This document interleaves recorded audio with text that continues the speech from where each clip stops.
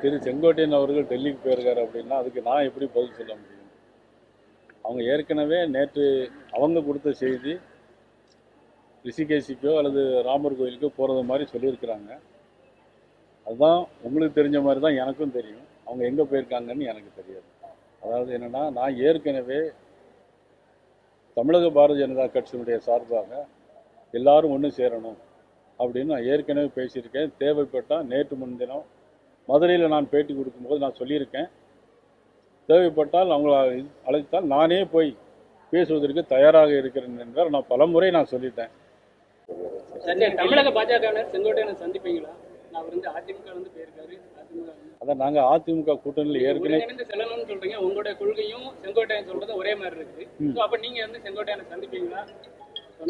அது என்னன்னா, அவங்க அதிமுக எங்களுடைய கூட்டணியில் இருக்கிறாங்க. அதிமுகவுடைய பொதுச் செயலாளர் ஒரு முடிவு எடுத்திருக்கிறார். அவர் கட்சியில இருந்து அவர் வந்து இன்னைக்கு நீக்கி உத்தரவிட்டிருக்காங்க. ஆனால் எங்களை பொறுத்தவரையில் என்னன்னா, எல்லாரும் ஒன்று சேரணும்னு சொல்லுவோம். அவங்க அதிமுக நீக்கினவங்கள நாங்கள் உடனடியாக போய் சந்திக்க முடியாது. நீங்க டெல்லிக்கு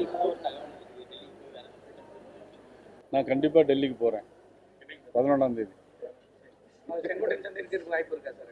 அவர் எங்கே இருக்காருன்னு தெரியல, கேட்டு சொல்லுங்க. அதுக்கப்புறம் வெளியில் ஒரு பேசுறேன், செங்கோட்டையன் வந்து பாஜக தான் தூண்டி விடுது, அதிமுக உடைக்கிற இது எல்லாத்தையும் தூண்டி விடுறது யார் தெரியுமா? நீங்க உள்பட இந்த மீடியாவெல்லாம் தூண்டி விடுறாரு தெரியுமா? திமுக அரசாங்கம். திமுகவுடைய தூண்டுதல் தான் இவ்வளவு வேலைகளுமே நடக்குது. எல்லா பின்னணிக்கும் காரணம் முழுக்க திமுக அரசாங்கம் தான் காரணம்.